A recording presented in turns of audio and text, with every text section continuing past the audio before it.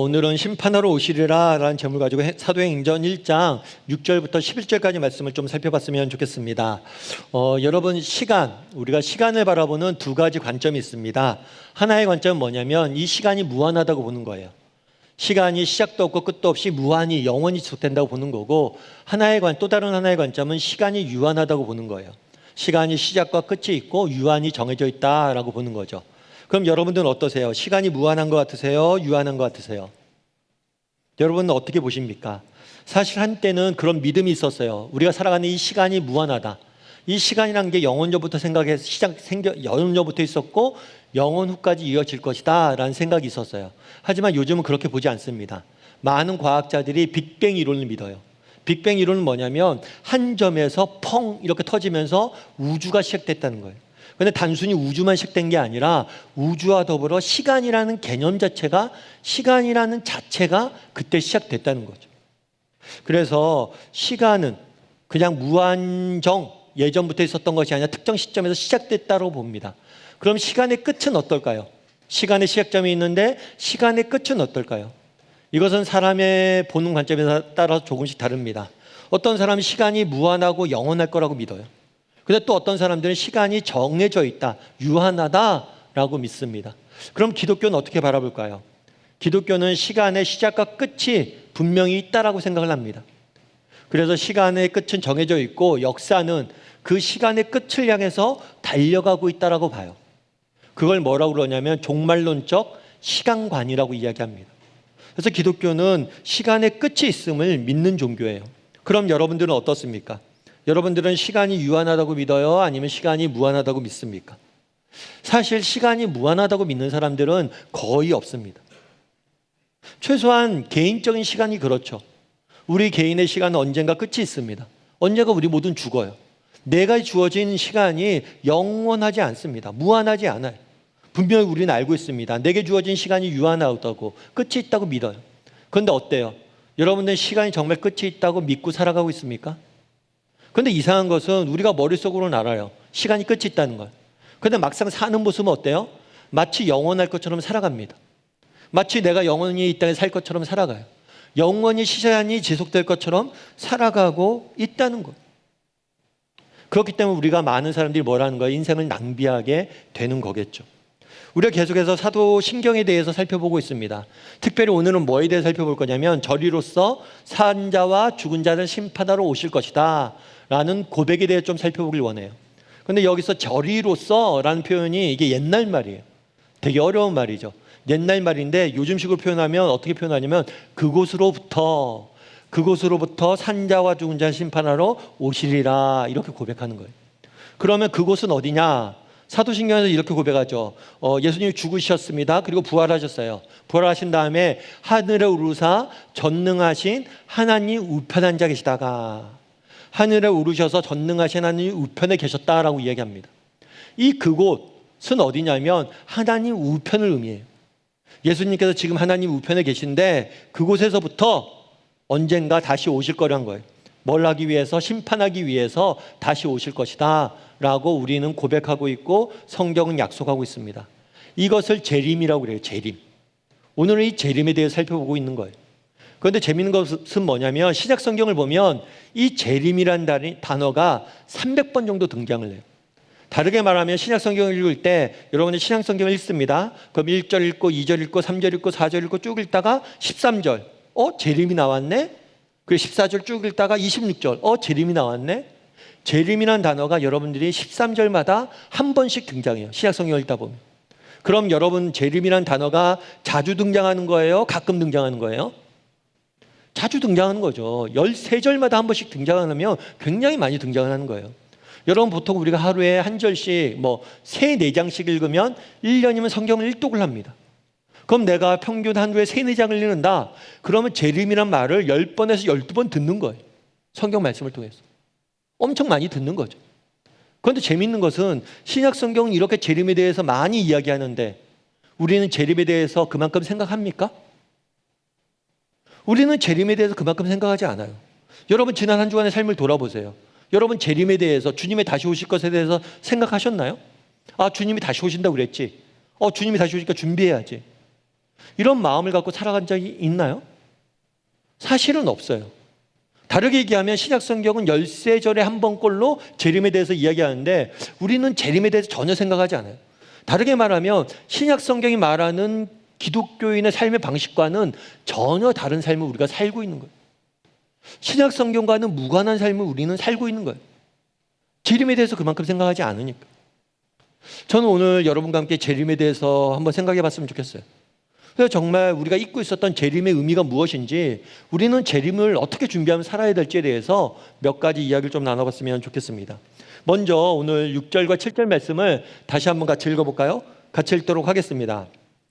그들이 모였을 때 예수께 여쭈어 이르되 주께서 이스라엘 나라를 회복하심이 이때니까 하니 이르시되 때와 시기는 아버지께서 자기의 권한에 두셨으니 너희가 알 바 아니요.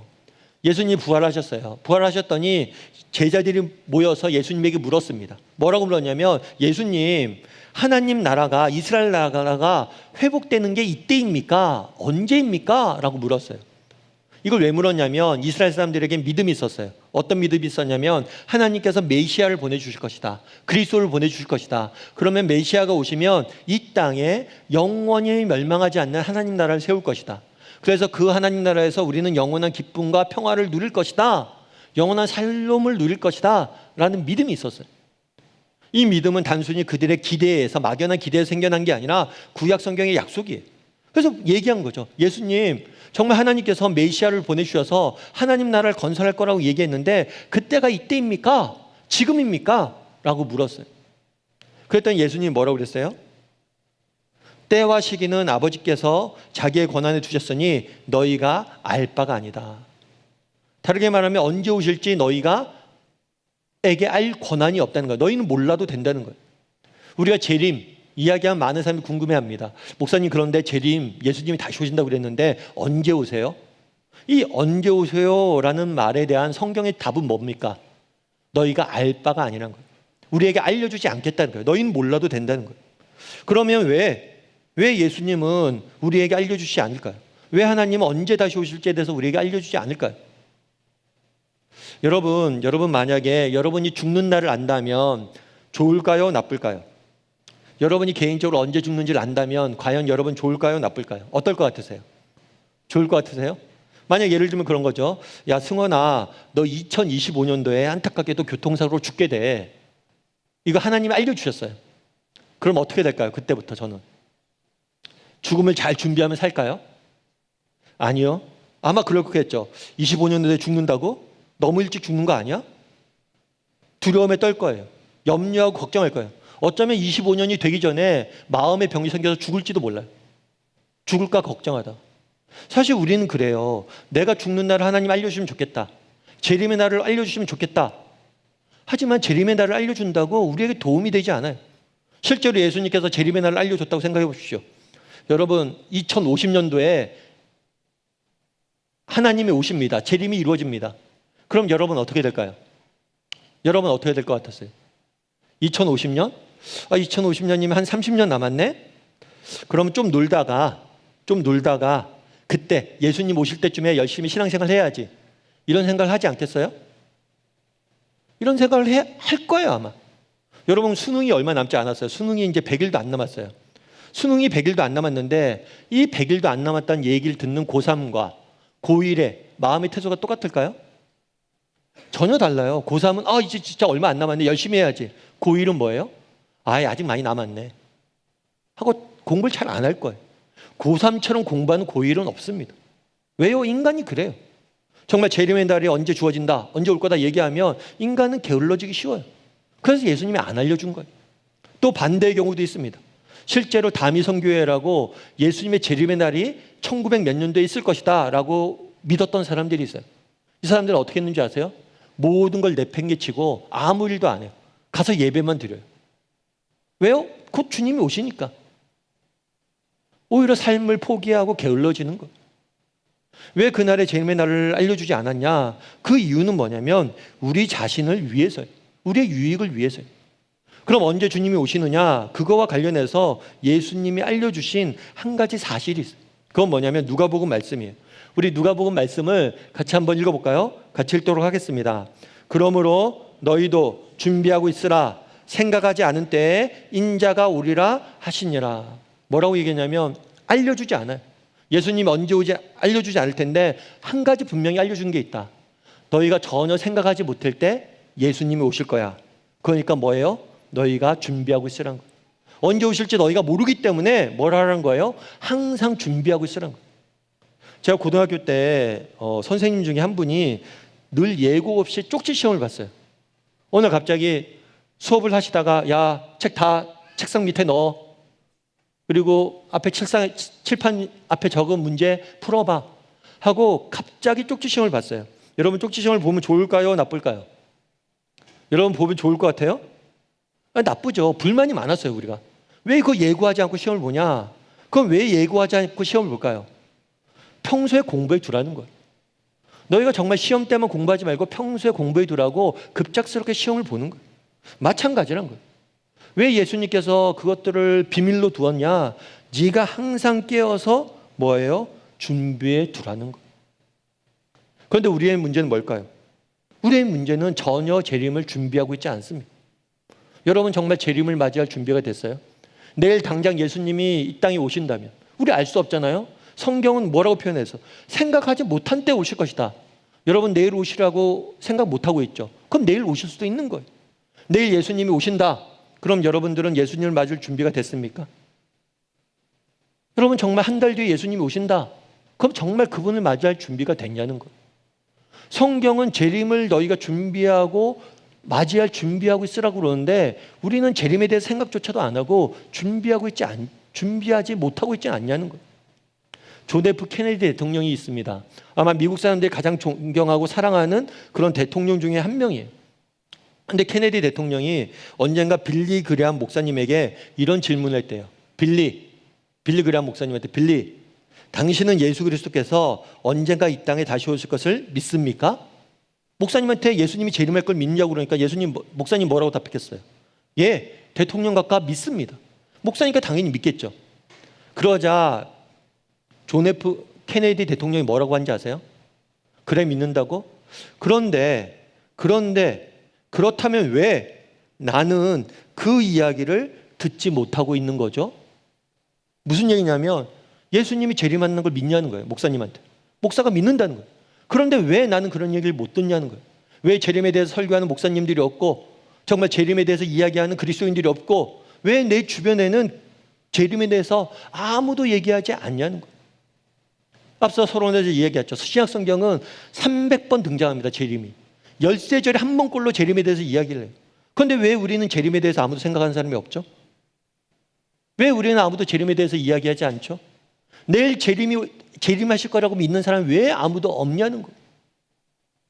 우리의 모습이 아니냐는 거예요. C.S. 루이스라는 분이 계십니다. 그분이 뭐라고 얘기했냐면 이렇게 이야기했어요. 역사를 돌아보면 현세에서 가장 많은 일을 한 사람들은 바로 다음 세상을 가장 많이 생각한 사람들이었다. 로마 제국을 걸어서 회심시키려고 했던 사도들, 중세시대를 건설한 위인들, 그리고 노예제도를 폐지한 영국의 복음주의자들 모두 이 땅에 큰 발자취를 남겼다. 그 이유는 그들의 마음이 천국에 사로잡혀 있었기 때문이었다. 현세에서 그리스도인들이 무력하게 된 것은 그들 대부분이 다음 세상에 관한 생각을 중단했기 때문이다. 현세에서 많은 그리스도인들이 무력하게 된 것은 그들 대부분이 다음 세상에 대한 생각을 중단했기 때문이다. 여러분, 우리는 어때요? 혹시 이 말이 사실 아닙니까?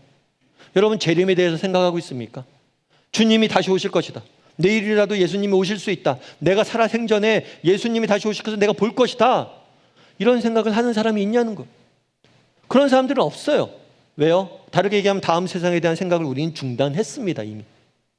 그렇기 때문에 그 결과 어떤 현상이 나타나요? 우리가 현세에서 무력해지는 거예요.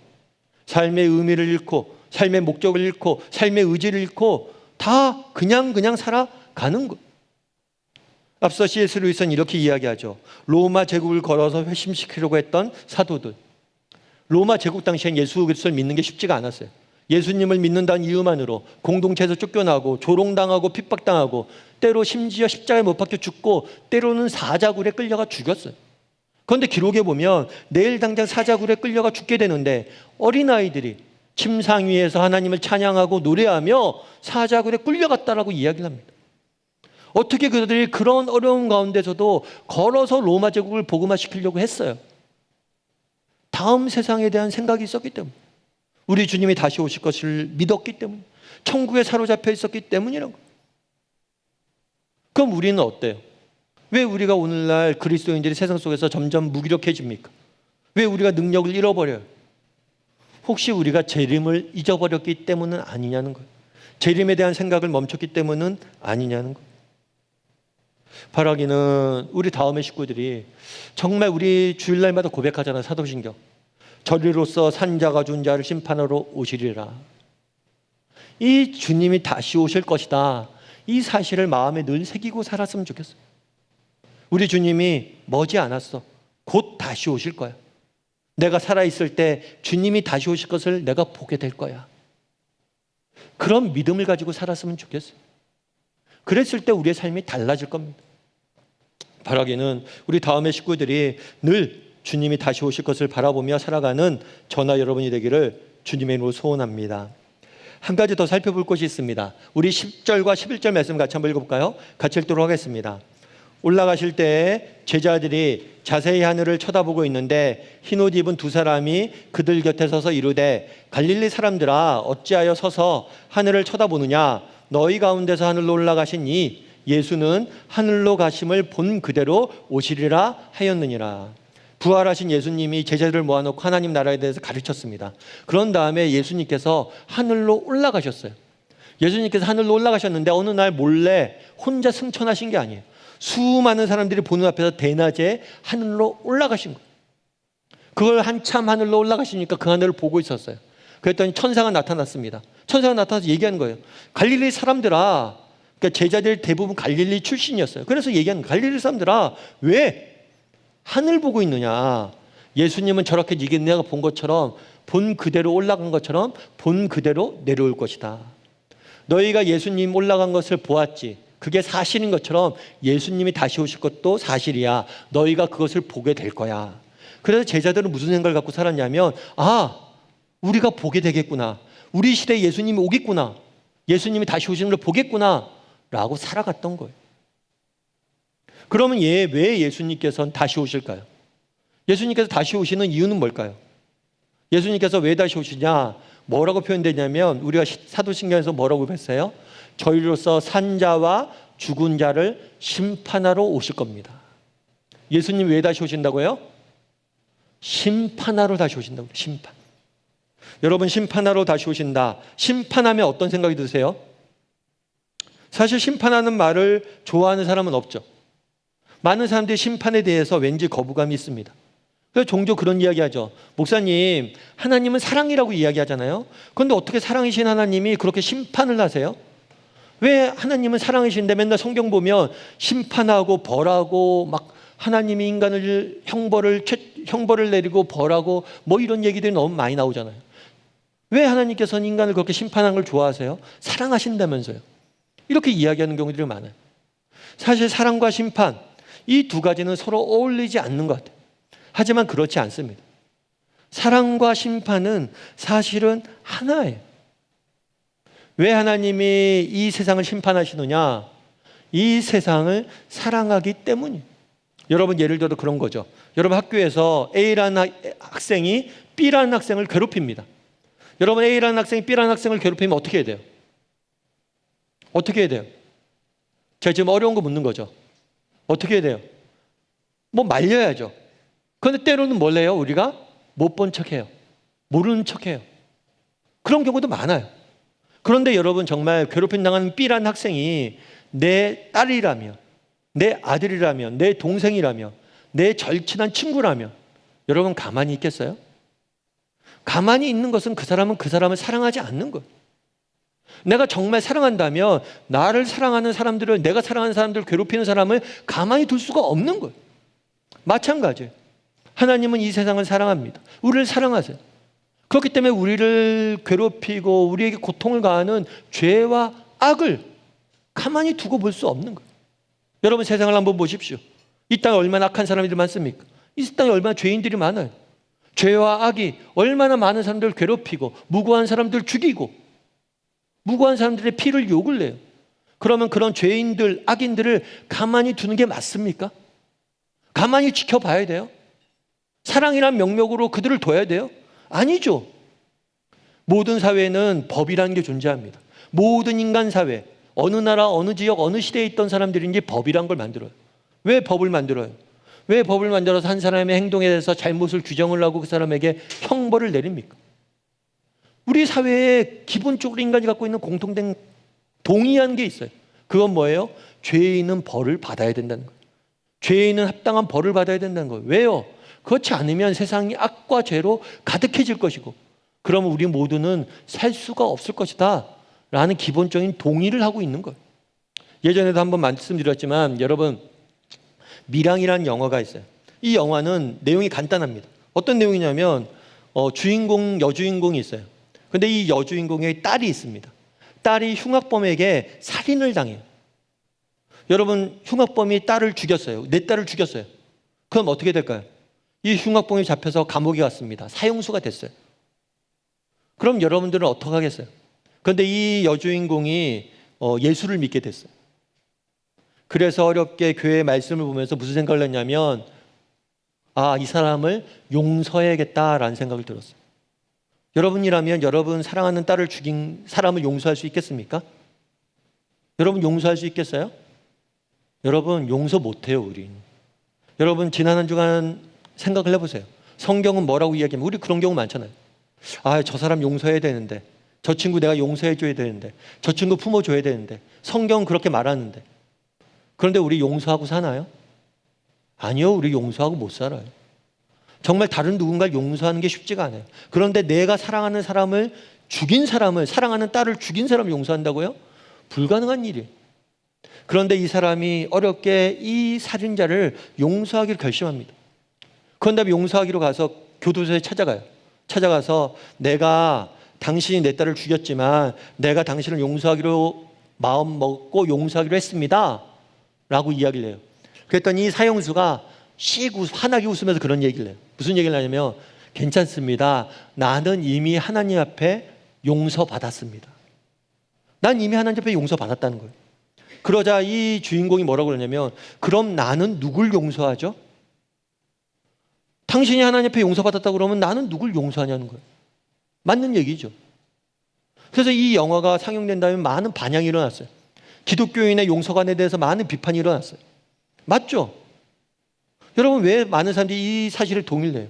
우리는 개념이 있는 거예요.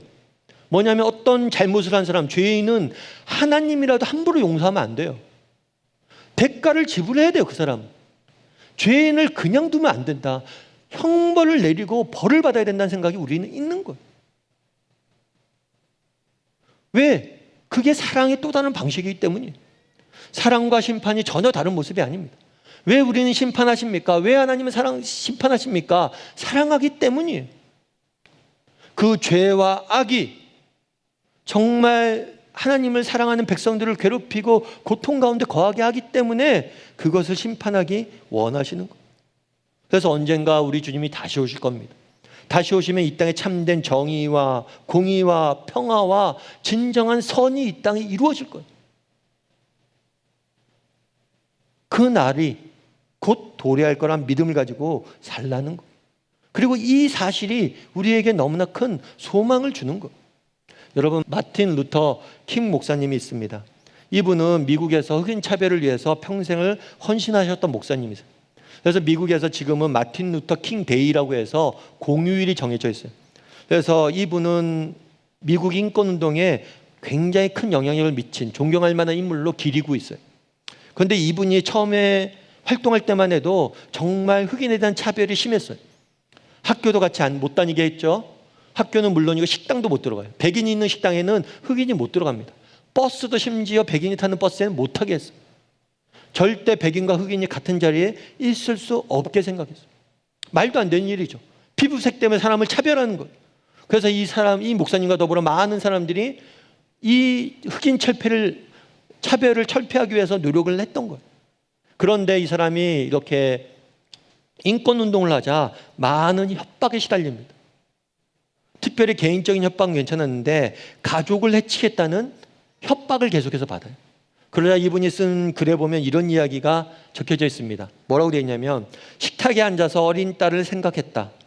언제라도 그 아이가 내 곁에서 사라질 수 있다는 사실을 곰곰이 생각했다. 다음은 옆방에서 자고 있는 헌신적이고 사랑이 깊은 아내, 소중한 아내를 생각하기 시작했다. 그리고 곧바로 지도자 자리에 있을 수 없다는 결론을 내렸다. 나는 너무나도 약했다.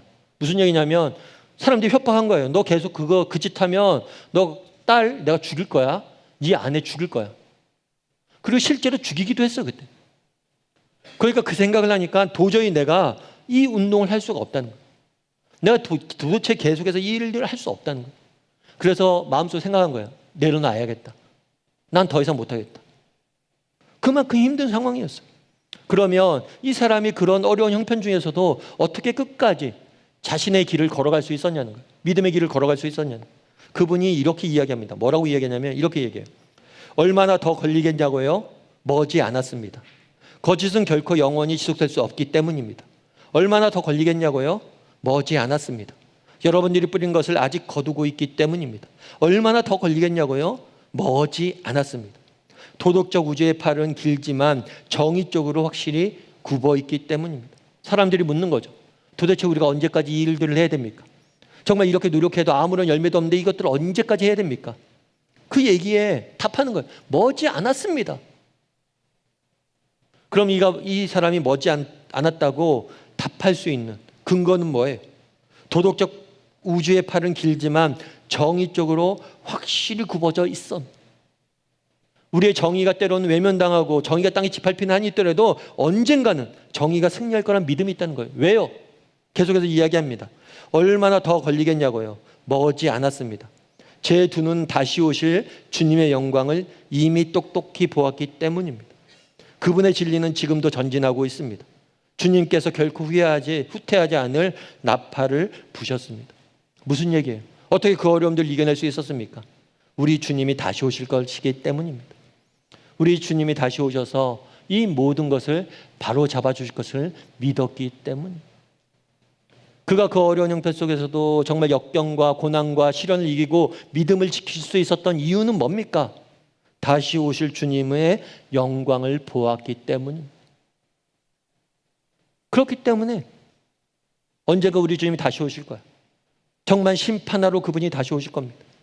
그날이 그분이 오시면 모든 것을 바로잡아 주실 거예요. 그 믿음이 있었기 때문에 끝까지 걸어갔다는 거예요. 그래서 맥스 앤더슨은 이렇게 이야기합니다. 우리 맥스 앤더슨의 이야기를 같이 한번 읽어볼까요? 같이 읽도록 하겠습니다. 성경의 약속은 신자들이 역경에 처했을 때 중대한 역할을 한다. 하나님께서 모든 것을 바로잡으실 것이라고, 정의가 지연될지 몰라도 결코 부정되지 않을 것이라고, 우리를 향하신 하나님의 선하시고 은혜로운 계획이 반드시 이루어질 것이라고 분명히 말하기 때문이다. 재림에 대한 약속은 우리에게 정말 우리가 어려움에 처했을 때 중대한 역할을 한다는 거예요. 무슨 역할을 합니까? 하나님께서 바로잡아 주실 것이다. 지연될지 몰라도 부정되진 않을 것이다. 하나님의 선하고 은혜로운 계획이 반드시 이루어질 것이다. 여러분, 우리에겐 이런 믿음이 있습니까? 우리 주일마다 고백하잖아요. 저희로서 산자와 준자를 심판하러 오시리라. 정말 그곳에서 예수님이 오셔서 모든 것을 바로잡아 주실 겁니다.